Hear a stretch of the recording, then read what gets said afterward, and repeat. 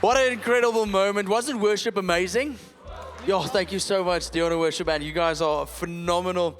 And who's ready for some good news? Anyone? I'm ready for some good news. Tell the person next to you, oh, you been gymming? I think that's great news to hear this early. I think it's awesome. You can take your seats.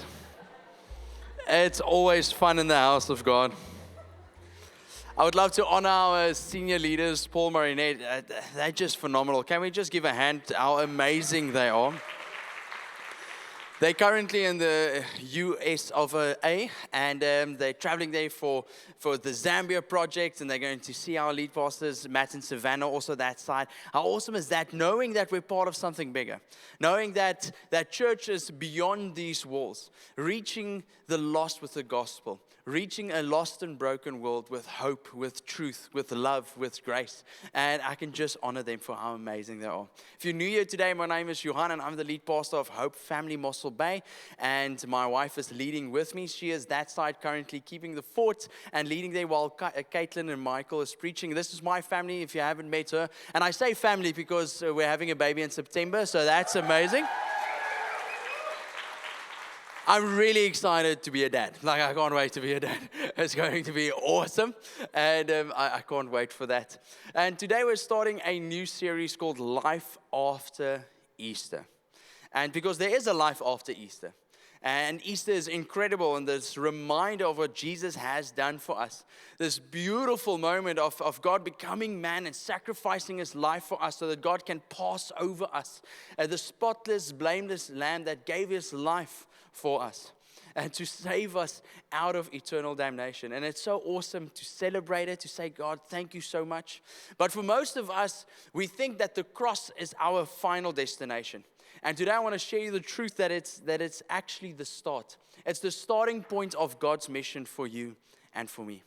Now I'm going to read us a verse before we pray. It's out of Acts. And John and Peter find themselves in a difficult situation. And what I love is, even though they're facing opposition, even though they're facing this difficult circumstances that we're going to read now, they went and prayed.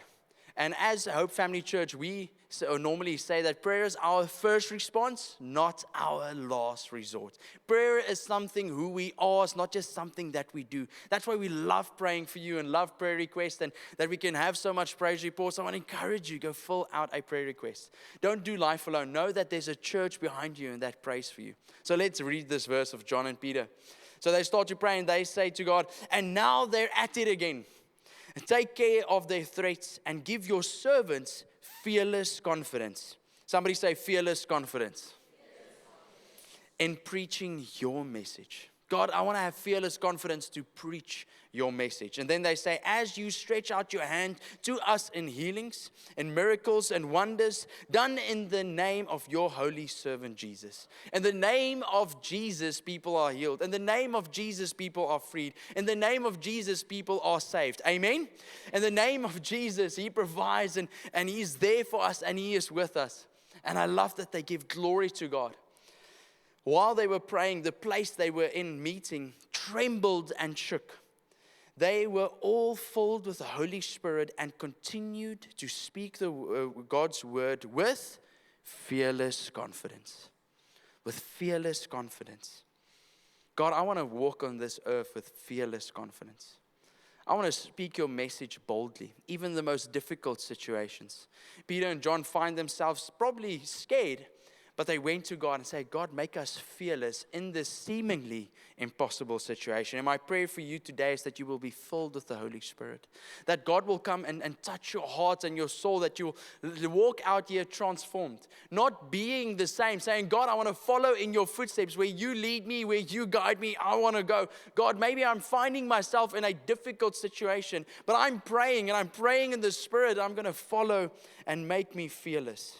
To be empowered by God is my prayer for you today. To live a life that is Christ-like. To take care of the poor, to pray for people that are sick, pray for your family and your friends, but also to live righteously, to knowing that there is a truth, and his name is Jesus, and standing on the word of God, standing up for what is right, to live a life that's commendable and holy and pleasing to God. No matter how difficult the situation, God, make us fearless in confidence. Let's pray. Jesus, thank you so much that we can come together this morning, God. And I just pray that your Holy Spirit will come inside of us, God. Let's be filled by your Spirit, God. Make us fearlessly confident, God. Remind us that the cross is not the final destination. It's the start of your mission, God. To go out into the world and preach the gospel, preach hope, preach the good news, preach truth. Not what we experience or just feel, God, but to stand on your word, which is the rock. And we pray this in Jesus' name. And all of us say, Amen. What an awesome morning. And today I want to talk about fearless. To live a life that's fearless.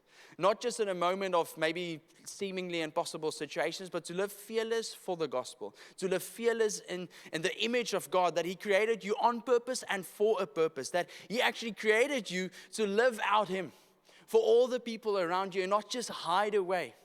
And I lived fearlessly for all the wrong reasons.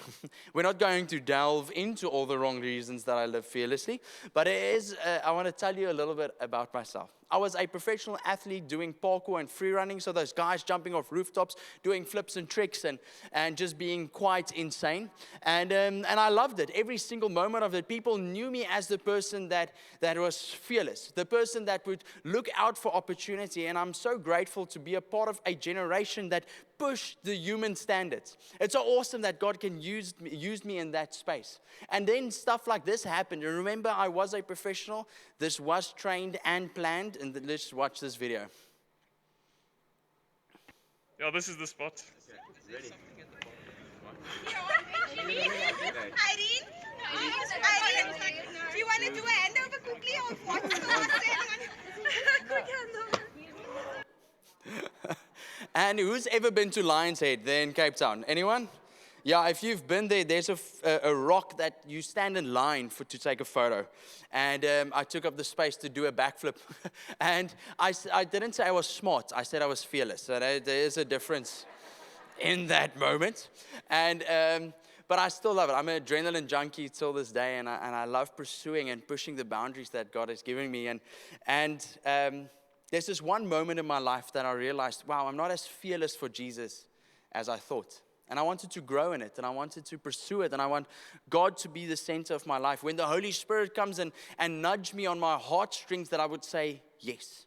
How many times there's these moments, if you're a Christian today and you're following Jesus, that God nudged you and you said, I'm not going to do that right now. I'm not going to pray. I'm not going to step. I'm not going to get baptized. I'm not going to. And there's all these excuses instead of saying yes. And there's this one particular moment.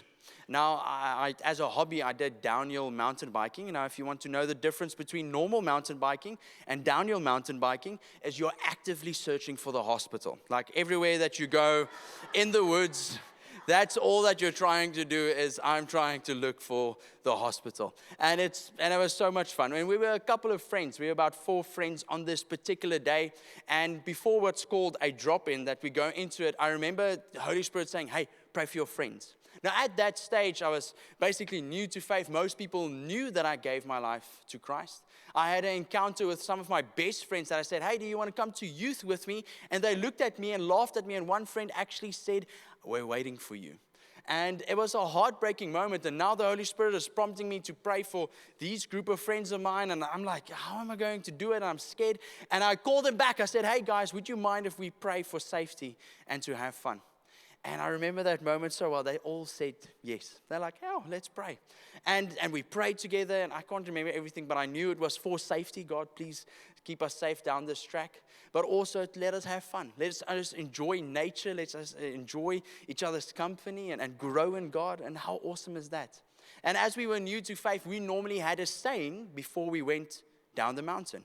We would fist bump and shout out, ride or die. And yes, I was growing in my faith. So that was probably not the best thing to shout out just after you prayed a prayer for safety. I do admit that was not smart. But we had so much fun. And God really protected us in that moment.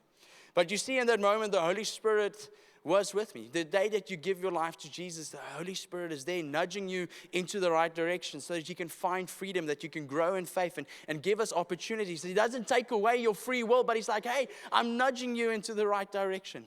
And we've got this choice to say yes or to say no.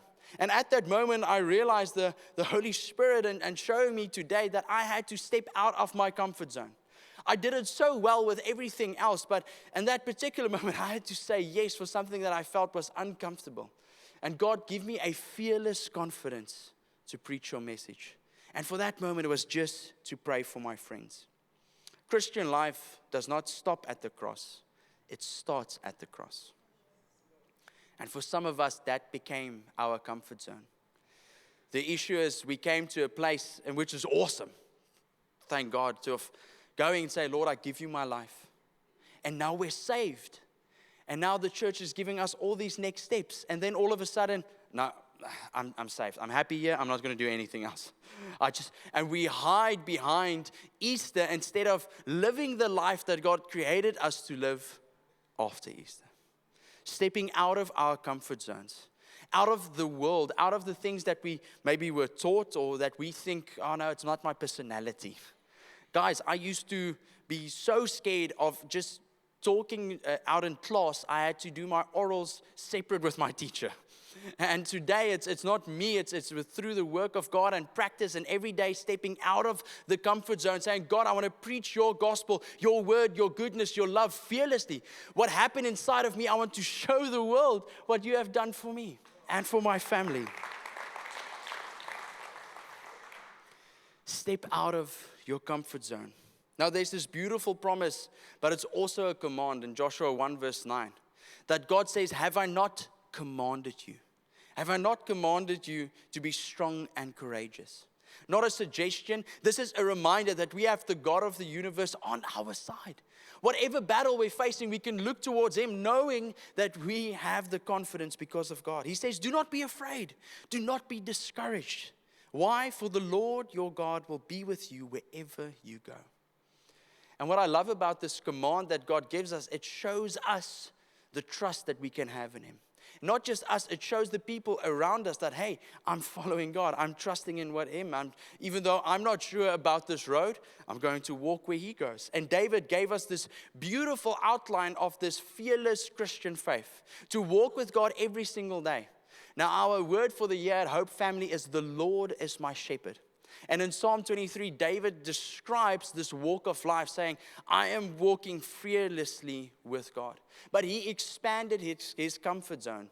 He didn't start off as the king that is fearless, but he walked with God every single day, killing that bear, killing the lion, growing in God, sitting in the field, being faithful with the little, and saying, God, here I am. I want to follow you where you go. And when God said, hey, there's a giant, I probably think, that thing is huge. And he was like, God, but I'm stepping out of my comfort zone. And then he writes us this beautiful psalm. He says, the Lord is my shepherd.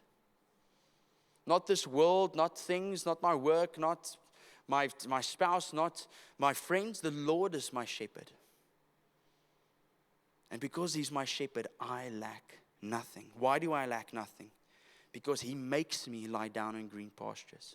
Having a relationship so close with God, when He says go, I go.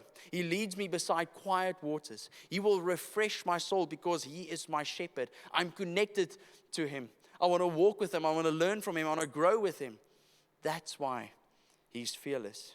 And then He says, even though I walk through the darkest valley, I will fear no evil. Why? Because you are with me. You commanded me to be bold and courageous, to be strong and courageous. God, your rod and your staff, they comfort me. You prepare a table before me in the presence of my enemies. How awesome is that? God showing you can relax.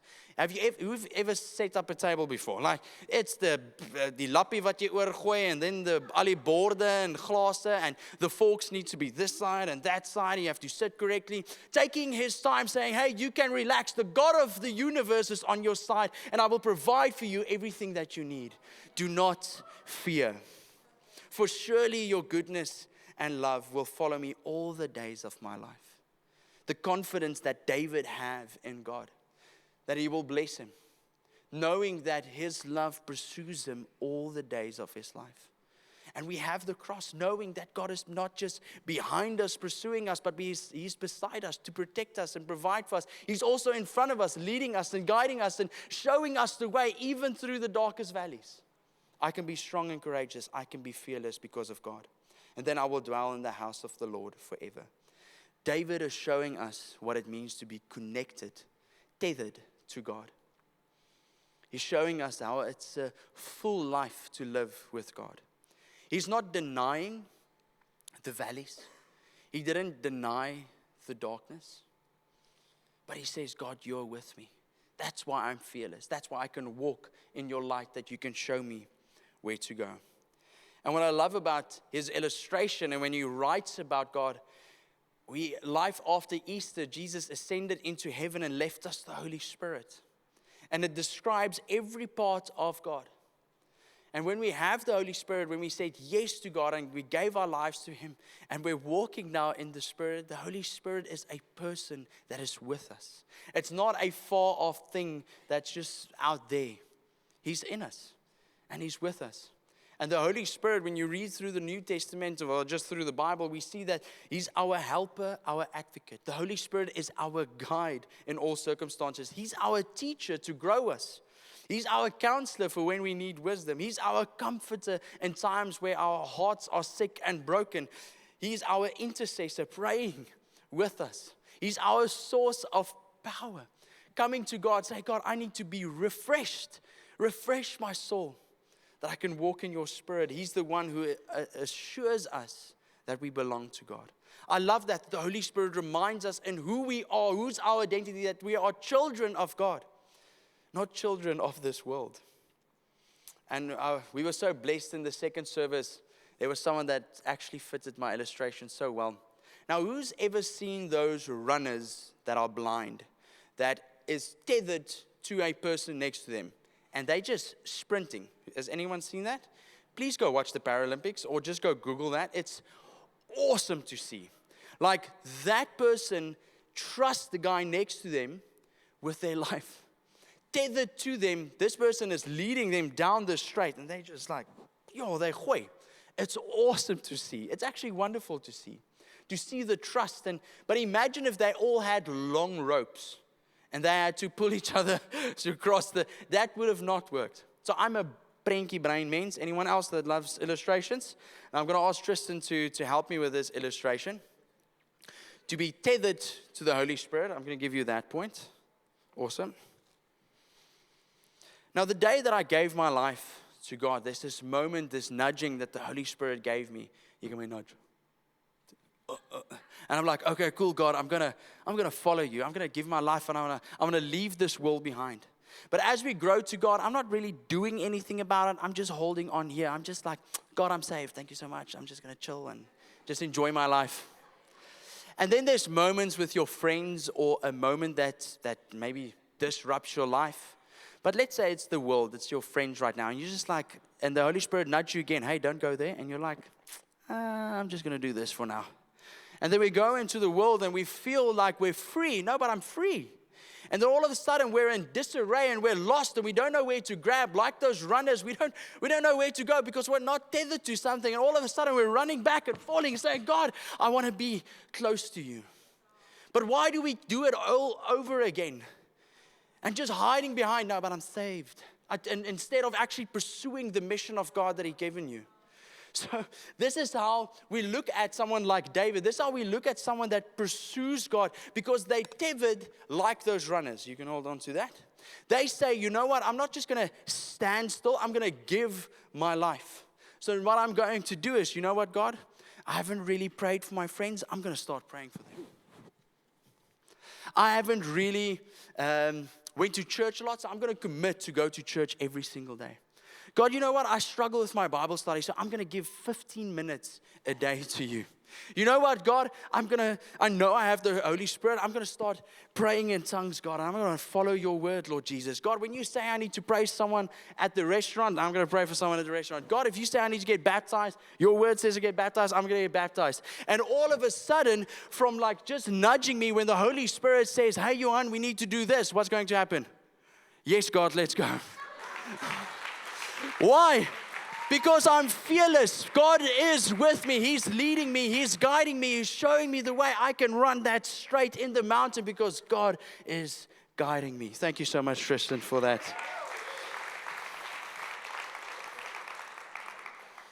Being tethered to the Holy Spirit is the best thing that you can do. But it's active. It's every day. It's a thing that you have to do, that you have to lean into. It's great that you come to church, but make a commitment. That's the best thing that my mom did for us as kids. It's committing to go to church, committing to teach us to pray, committing to say, hey, we're going to follow God. Long ago, I had an interview with Red Bull, and we're sitting there, and the interviewer asked me, Johan, how are you this fearless? We can ask Paul, we can ask David, guys, how are you so fearless? And God was showing me at that stage was like, this is how you grow in faith. And I remember my answer, and I told them, it's like, I'm not fearless. I just expanded my comfort zone.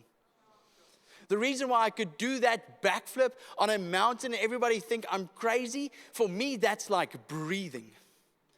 The reason why you can look at someone and be like, wow, they just pray for everyone. They can quote scripture. It's because that person practiced. They step out of their comfort zone every single day, tethered themselves toward the Holy Spirit. So my thing today about fearless, and the title about fearless is to be fearless for God's mission. To be fearless for the presence of Jesus. Say, God, we're going to go in and change the world. Be bold and courageous. And I love Psalm 23 because you see that moment of David being bold, being fearless. My question is, are you tethered to God? Are you tethered to the Holy Spirit? Or are you just holding onto that rope when it's necessary, when you need a safety line, using it as an excuse just to say, I'm saved? Or are you giving your life, saying, God, I'm here for your mission? That the cross is my starting point, and I want to run this race fully. I want to live the life that you created me to live. I want to be the person Christ-like that you created me to be. And it all starts at the cross. It didn't end there. And God wants to use you to change the world. Are you tethered to God? There's this beautiful moment by Paul, this guy that's been shipwrecked and in prison and beaten and went through all the nasty things. And in Ephesians 6, he's actually chained up and he writes the book of Ephesians and he speaks about the armor of God, actually teaching us to put it on daily because we're in a spiritual battle and we're fighting this war. And I love that imagery because in a war, there's a commander that leads you and guides you and shows you the game plan and what to do and where to go and trains you and raises you up. And I'm like, wow, that's awesome. And at the end of this, reminding us to be connected to God, to put on the armor of God every day, not now and again, not once a week, not when you feel list for it, like every day. He ends off with this prayer. And he says this in Ephesians 6, verse 18 to 20. And pray in the Spirit on some occasions, now and again. No, on all occasions. Always. With all kinds of prayers and requests. He's giving this invitation and reminding us, hey, we can come to God with all of us, with my whole being, with my worries, with my fears, with the doubts, with whatever I'm struggling with. I can come to God fearlessly and say, God, here I am. And I'm praying in the Spirit because I can't do it on my strength anymore. You make me strong. And then he says, with this in mind, be alert because we have an enemy that prowls around like a roaring lion. We need to be alert.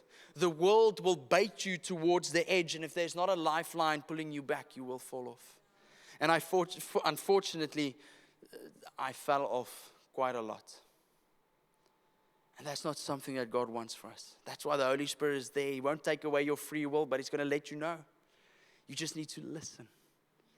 Get to know His voice. Spend time in the Word of God. Be alert. And then He says, always keep on praying for all the Lord's people. Pray for everyone. Pray for a sibling that's maybe far from God or a friend and say, God, please touch their hearts. Mudley and I had this beautiful moment yesterday at a restaurant. And as we walked in, our waitress, we saw her and I immediately turned to Mudley. I'm like, hey, I'm feeling something. I think we need to chat with her. And Mudley is like, yes, yeah, I also think so.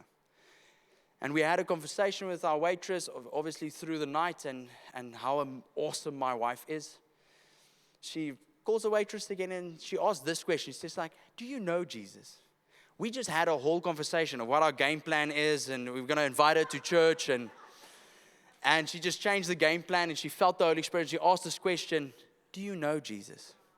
And this waitress is like, no, I actually gave up on that a few years ago. I don't believe in God. And as bold as my wife is, she's like, hey, can I pray for you? At the end of our conversation, this lady said yes, and Madly stands up, and she just started preaching the word of God in that prayer, telling this woman that she is the daughter of God, that she can follow and pursue him, and she thanked her for awesome service in that prayer, and God wants to use her, and this lady starts to cry.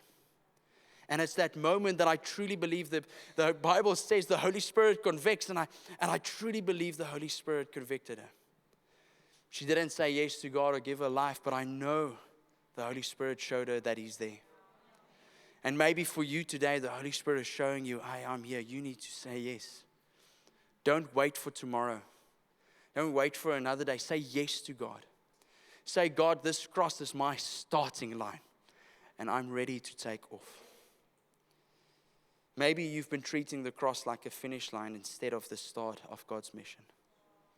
Make a change today. Let's pray.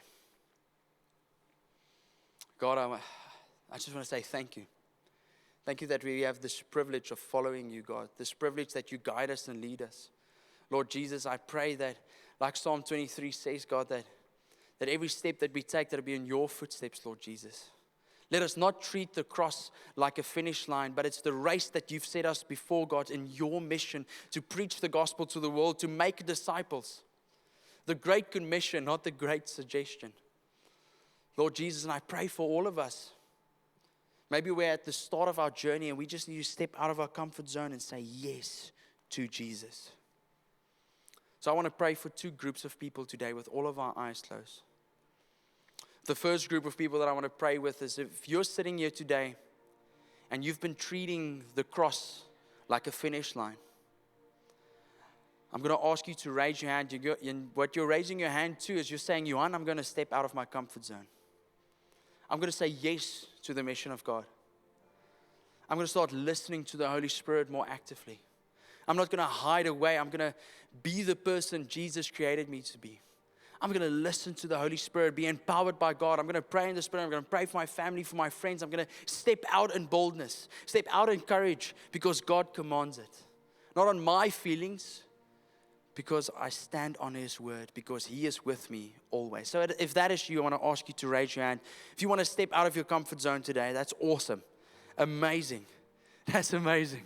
You can let those hands down. Let me just pray for you. God, thank you so much for every person that lift up their hand. God, I pray that they will be filled with the Holy Spirit, God, that they will walk fearlessly out of this building, God, with the excitement of who you are, but standing on your truth, God, solid, that they know that they are sons and daughters of God. That they don't need to do it on their strength, they do it on your word. God, that will go out with a smile and show the world how amazing you are. So that you can do your work. So that you can convict. So you can transform lives. It's not by our power, it's by you, Lord Jesus. For the second group of people, I want to pray if you've never given your life to Jesus. Or maybe you've been drifting and you let that tethered go and you walked away, but you want to go back today. I want to encourage you to raise your hand. I want to just pray with you. It's between you and God, but I want to encourage you to raise your hand. Awesome, I see that hand. Anyone else? Anyone else would say, I want to get to the starting line. I want to kick off. Awesome, I see that hand. You can let it down. You can let it down. Amazing. Awesome. Heaven is celebrating. So as a church, can we all please repeat this prayer after me? Lord Jesus, I give you my life. Forgive me of my sins. I'm brand new. And I want to be tethered to you. Lead me, guide me, and sometimes make me to follow your word, even when it's uncomfortable. Help me to step out, to live you out fearlessly. In Jesus' name, amen, amen. Let's celebrate everyone that gave their life to God.